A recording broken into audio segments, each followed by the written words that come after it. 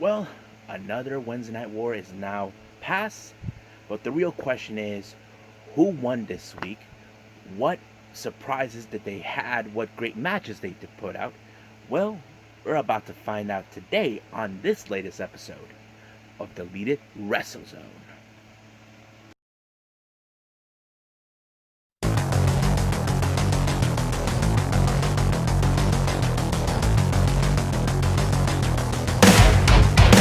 Are you ready?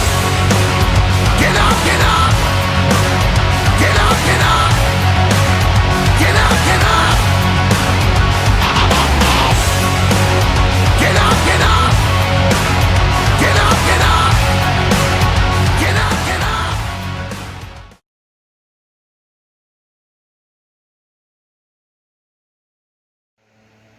Hey everyone, welcome to Deleted WrestleZone, all things pro wrestling from AEW, NXT, New Japan Pro Wrestling, Impact Wrestling, NWA, many other promotions, wrestlers, championships, and matches. I am your host, J-Rod, so let's get started right now with this week's Wednesday Night War. As you know, a week ago, AEW took the win with both the viewership and the ratings. Well, it seems this week did a lot more better than last week. So the results is AEW won both viewership and the rating. So the viewership they got is 845,000 views. And compared from last week, they had about 788,000 views. So it went up 7%. And they got the rate of 0.32.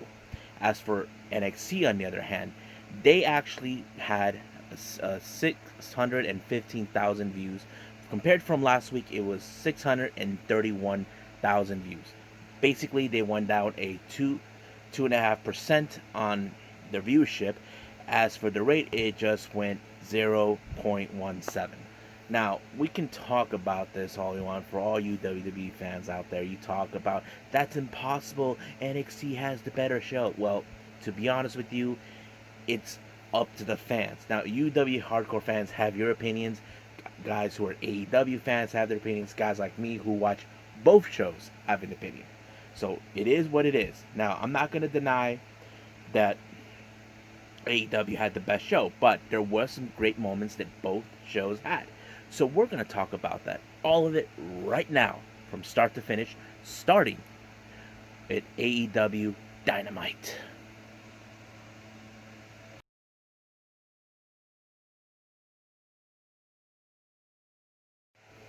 Alright, so let's start with AEW Dynamite.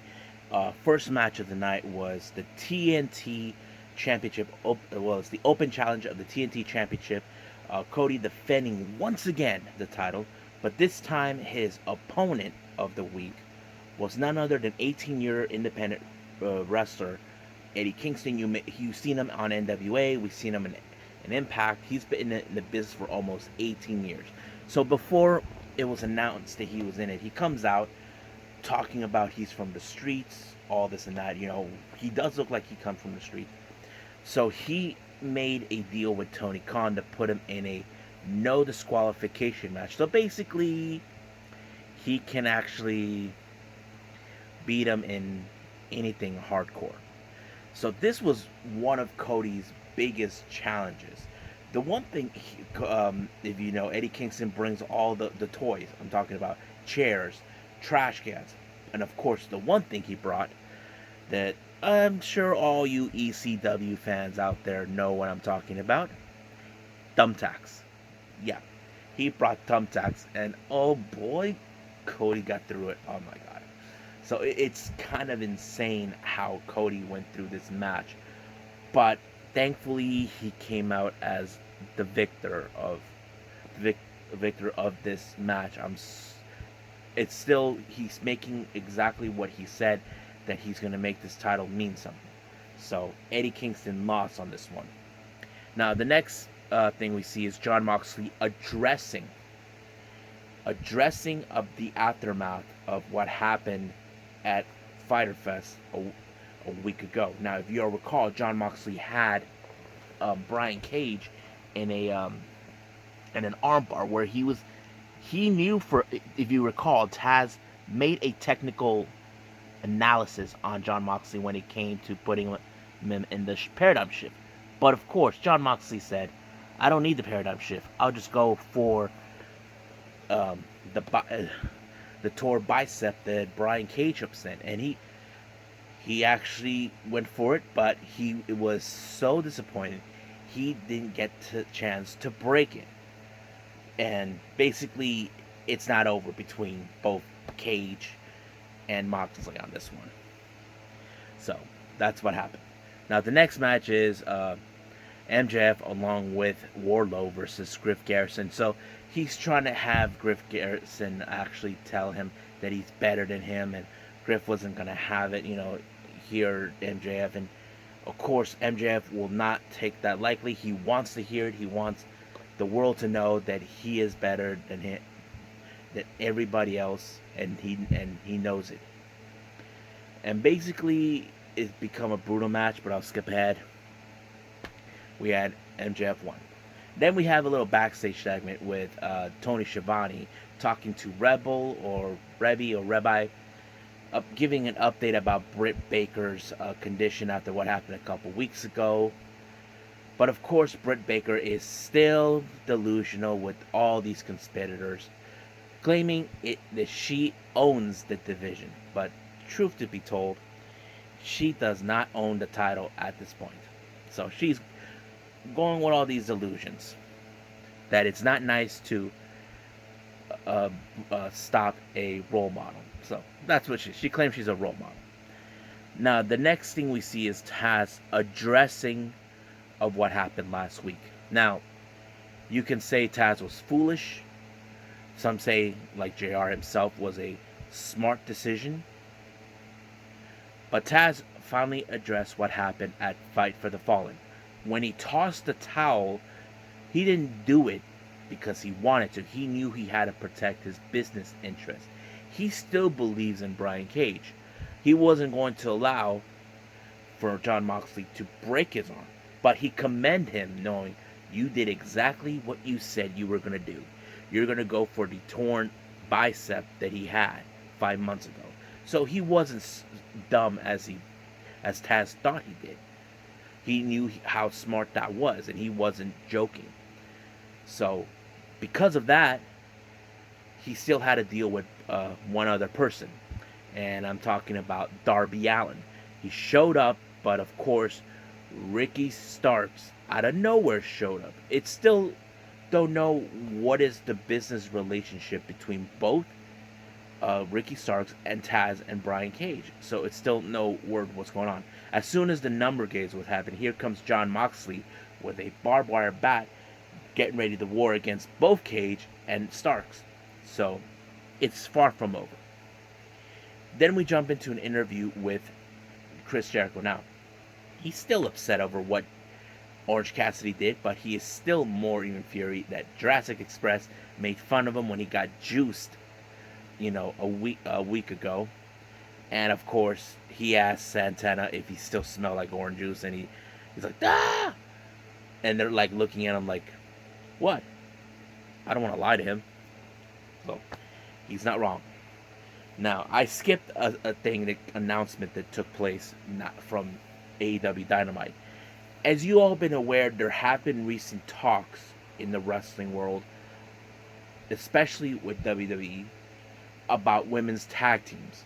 Now, it's very rare to see them. Now, before WWE, Impact Wrestling, formerly known as TNA, had the TNA Knockouts Championships, and it's been talked that they want to bring those back.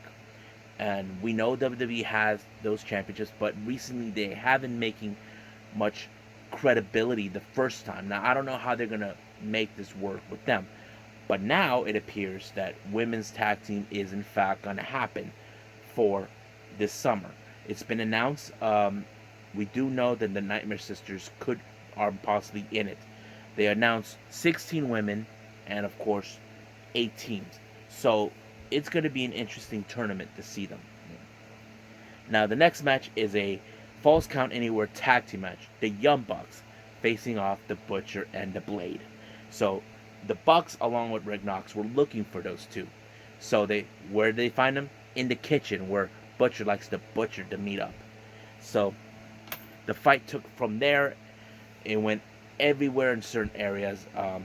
There was a crazy moment where the Bucks threw the blade at a plexiglass area where they serve alcohol. Really crazy move. And then the Butcher got swanton on the table. So it went brutal. And then Blade again got super kick on the escalators going up. While they were doing that, the Butcher was being dragged all the way to the ring by the Bucks. This match was going crazy, back and forth. They had already the tables laying out for them. There was a moment where Blade missed. I think he might have hit his head, and of course the Butcher went through a table, going through Matt Jackson. But the match was insane. But the best part how this match ended was both the brothers, Matt and Nick, actually jumped on top of the stage props. Nick did a swanton while Matt did the elbow. That was a great finishing move, and it's all in writing. Now, as you know, recently Lance Archer and Jake Roberts are not a happy camper. So they tried to get interview about them, but as soon as they got the interview, Lance Archer dragged Dave Marquez to the locker room, and they let's just call it Lance Massacre. You know, he took out 3 wrestlers. You know, in the locker room. So that whole segment, everybody died. So it's still unclear. Now I don't know what else they're gonna throw in with him. He may have beaten Joey Janela, but the real question is who's gonna step up against him. Next thing we see is a women's match. This one was a very interesting match. 2 women from the same national background, both Puerto Rican, but they all both have great reputations in the wrestling world. Diamante versus Ivelisse. Now, if you guys don't know who Diamante is, she was with LAX for a short time, and she's also close friends with King Simpetico. Ivelisse, on the other hand, she's been with Lucha Underground and a few others. She also has a great MMA background. Now, this is one of those matches where we're setting up to see who has the ability to take on Hikaru Shida for her title, the AEW Women's Championship. But boy, this match was great. It's like you knew exactly what they were doing. You know, you got Diamante from Jersey, and of course you got Ivelisse, originally from Puerto Rico, now living in Tampa. It's kind of crazy how they both have similar backgrounds, similar styles, but as always, there's always has to be one. But somehow, in the end of this match, Diamante outsmarted Ivelisse and won this match. But Hikaru Shida was paying attention. She was not a dummy, so she's right there in the sidelines watching. So basically, we may see one of them face Hikaru Shida. Now, it's still unclear whether both of them, both Diamante and Ivelisse, are signed. I do know that Ivelisse did appear in AEW the first time at the All Out pay-per-view for the the women's casino battle royale. Now, it's still unclear if she will be in a full-time position with AEW. It's still unclear on that. But during the time of the match, Big Swole had a message to Britt Baker. As you know, Britt Baker somehow lied about many things, suspended Big Swole, so she's coming after her once her suspension is over, and she will get her hands on Britt Baker. Now, sorry.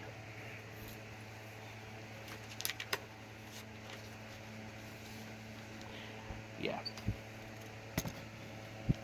Alright, the next match is Dark Order member 5 Allen Angels versus one half of the AEW Tag Team Champions, Hangman Page. Now, this was a very interesting match. As you know, Allen Angels has faced Kenny Omega. It's what gave him the reputation to be in the same, be hanging with the top guys, but it was great.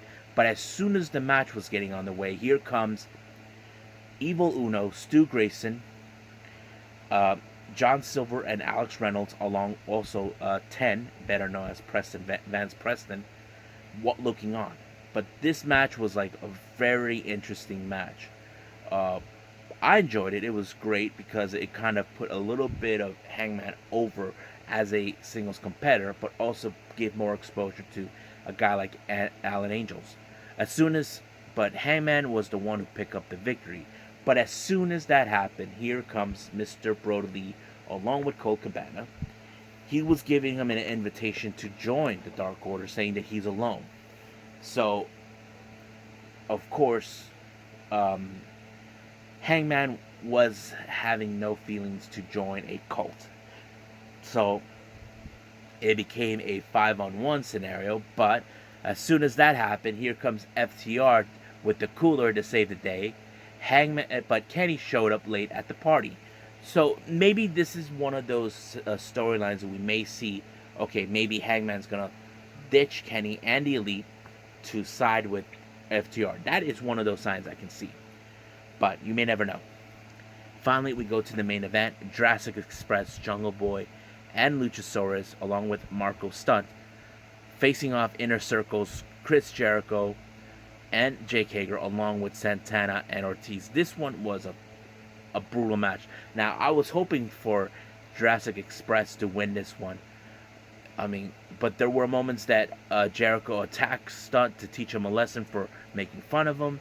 But as soon as we thought the match was in the Jurassic Express way, out of nowhere, here comes Sempertico attack Luchasaurus. Now, it's still unclear what's going on. Is he a new member? But it didn't end that way. Sempertico revealed himself to be Sammy Guevara. Yeah, he's back now after a month of suspension from the allegations against him that revealed that interview that he took place 4 years ago. So now he's back. It looks like he's keeping his job after all. Now, please, people, don't go out and say negative things about Sammy. He hasn't committed the act, but yes, he said that he would commit those acts, but he never committed them. There's a difference. But he has gone to sensitivity training. His 1 month of pay went to the Women's Center in Jacksonville. So that's all said and done. But Tony Khan made the decision. Now, as soon as it was a 5-on-3 situation, here comes Orange Cassidy and the Best Friends coming to Jurassic Express's aid. And of course, Jericho's not happy to see Orange Cassidy, believing that he had the upper hand on this one. And of course, they pulled out their fingers, saying that they are unstoppable as ever. Well, we'll see how that goes. So that is it for now with AEW Dynamite. So let's move on with NXT.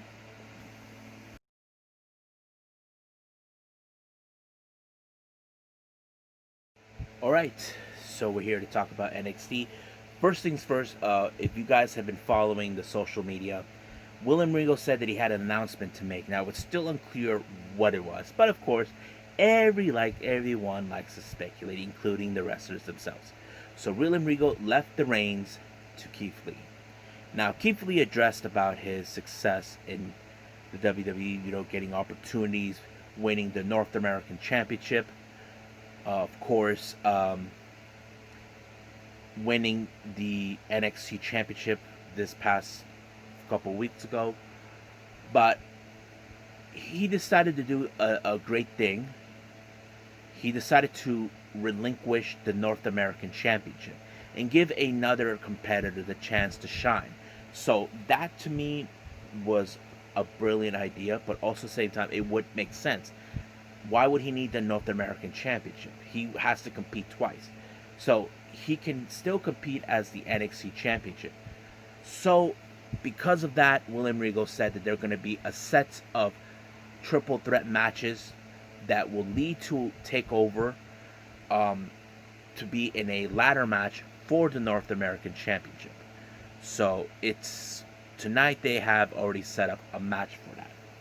So the first match of the night was Dexter Lumis versus Killian Dane. Now, this match was set up by Robert Stone. Now, Killian Dane was still angry with Stone, and somehow Dexter Lumis drew a picture of Stone getting run over with a tank, and this and that. And of course, he asked for this match to happen. Now, you cannot deny Dexter Lumis. I feel Dexter Lumis is now becoming a really big star with the way he acts, as a sick psychopath, just give you that stare, that chill. I think that's something that's been missing. What we need guys like him who can do that. The way he slithers with his knuckles out, that's crazy. But what a great match seeing Dexter Lumis and his athleticism. I can't pronounce it right, but it's so unbelievable. And of course, he picked up the victory. I can't wait to see more of Dexter Lumis. Now, they jump into interview for one of the three competitors involved in the triple threat match for the number one contenders qualifying match at TakeOver for the North American Championship. Roderick Strong, who we know is part of the UE, we haven't seen Adam Cole since losing the title, but there were rumors and speculation that UE could be moved to either the main roster, but that's a story for another time. But right now, it appears Roderick Strong is flying solo on this one. So as soon as he talked about regaining UE's name and prophecy, he knows that the Undisputed Era hasn't been the same. But the more he was speaking about it, here comes Bronson Reed. Now, we all know Roderick Strong was a former North American champion. And Bronson Reed hasn't won a championship yet. And as soon as that happened, here comes another former champion, but the man who claims that he's going to reshape NXT in his image, Johnny Trader himself, Johnny Gargano, claiming that he will gain that title and reshape NXT in his image the way he feels it's all about. He thinks it's all about opportunities, but we all know he only it's in it for himself. Next match we have is a tag team with Everrise against Breezango, but Breezango's came out in Mountainese outfits. I was like blown away with Breezango. I feel that they never got the reputation that they deserved when they were in the main roster. Now, I know some W fans criticize them.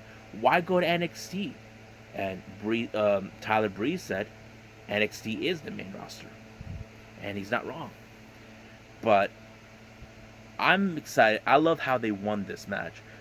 I do see them that they do have a bright future to go for the tag team championship hunt.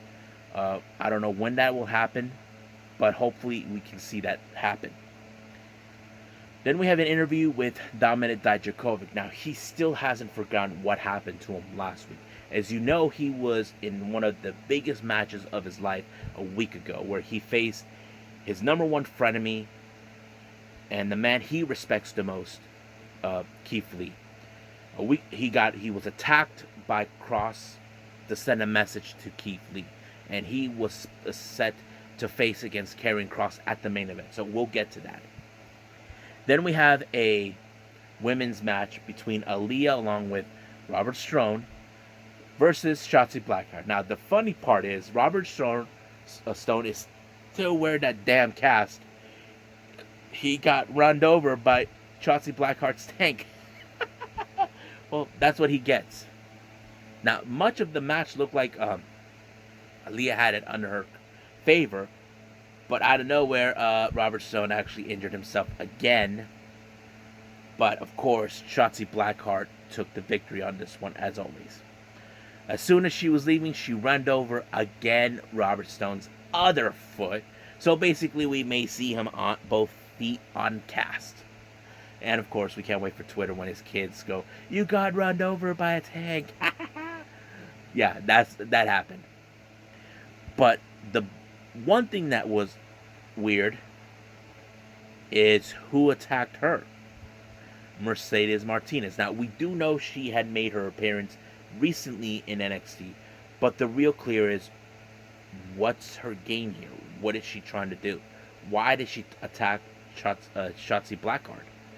It's still unclear on that.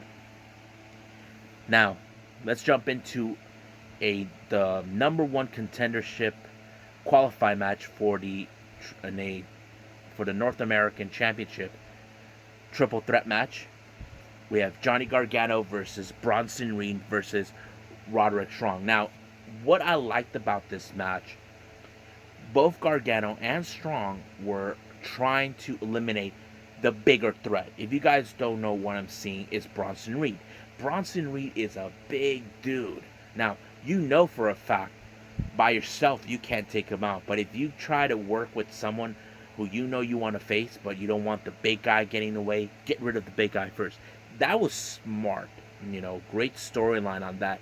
Because here's the thing, we do know Gargano and Strong were both North American champions. Bronson Reed, he's now becoming more popular than ever, for what he did with Leon Roth and standing up against the bullies.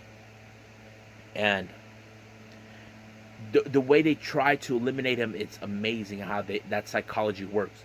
Get rid of the threat, but then they go back at each other. That is something psychology that it's been missed for a long time. But frankly, the way it ended, Johnny Gargano had him under control. Bronson Reed landed on Gargano's hand, and he picked up the victory. Now, this is a match that I feel it's meant to happen. So this is one of the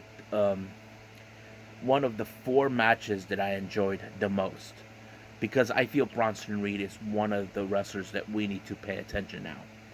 Now, the next match, we're going old school, catch wrestling style. Timothy Thatcher versus Oney Lorcan. As you recall, back at the Great American Bash, Oney Lorcan set up on a match against Timothy Thatcher. Now, we all know those two come from similar backgrounds. Timothy is more of the old school catch wrestling type. Oney Lorcan is more of the brawler type, guy that comes from the street. But somehow, what I love about this, Oney Lorcan was able to use whatever tactics that Timothy Thatcher was using against him. So he adapted to Thatcher's techniques. He even doing the Fujiwara armbar, whatever they call it. He even tried to take him out. But the one thing that ended, the match was great. I loved it. But frankly, Timothy Thatcher picked up the victory. He was smart.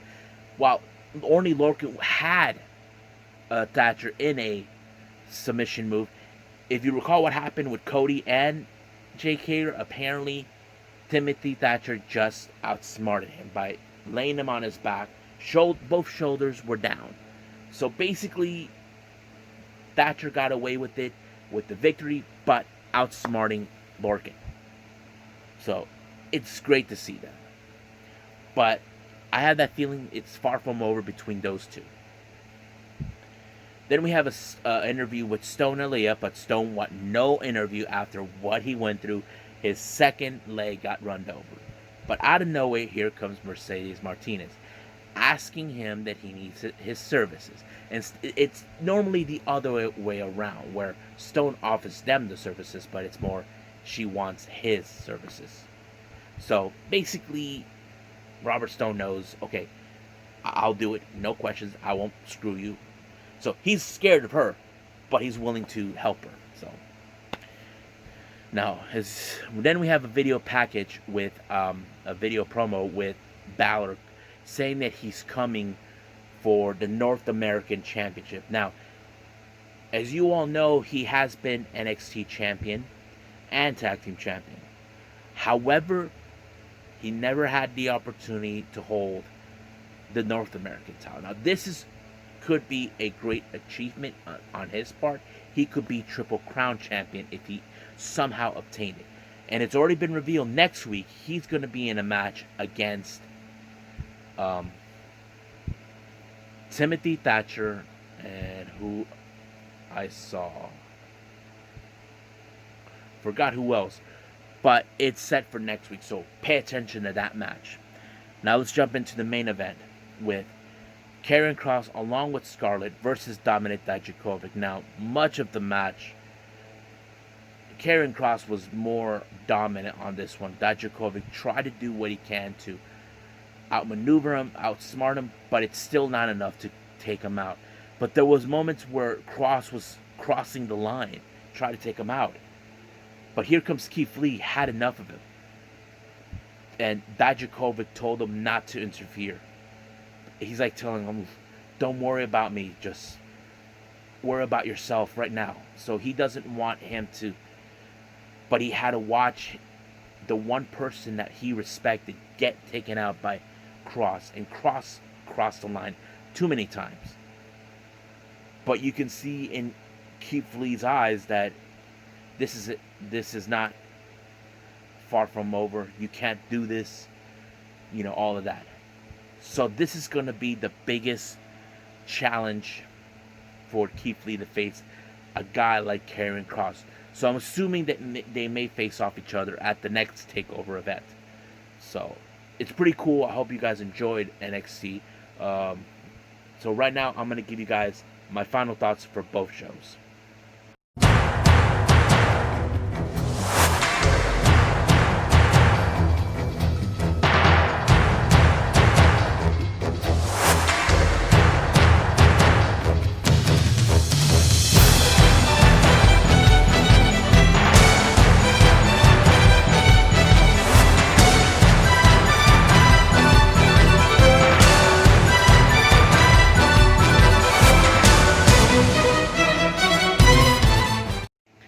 Alright, so here's my final thoughts for both shows.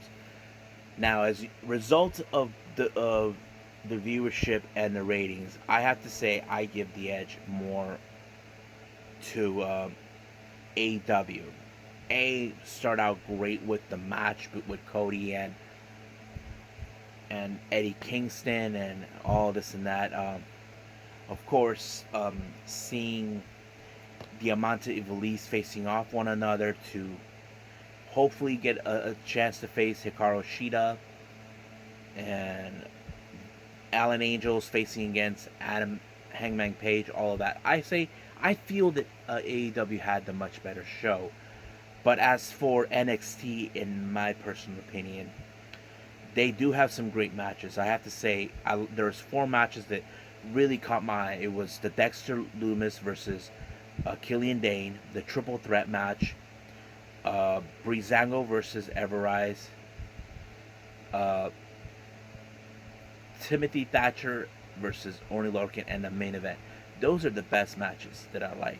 It was great. I wasn't too much sold on the Shotzi Blackheart and like Aaliyah for some odd reason, but I hope next week we can see better feeling. It's because sometimes I have that feeling. Who has the better edge? I know some of you guys may think I'm being ghetto. That's fine. Because everybody has an opinion. You guys too, not just me. Now, if you guys can say to me and comment down there saying, I feel NXT had the better show. Yeah, you can say that. It doesn't bother me. But it's all about how you feel when you watch these shows. Who had the better edge? For me, that's how it works. But we'll see what happens next week when what we see. It's going to be a stacked match. So I hope you guys enjoyed this episode. If you guys haven't followed my podcast, I'm going to be doing the episode soon. So you better stand by on that one. That one's going to have some great topics on this one. So I must bid all of you adieu. Stay safe. Wash your hands. Goodbye. Have a nice day. Bang!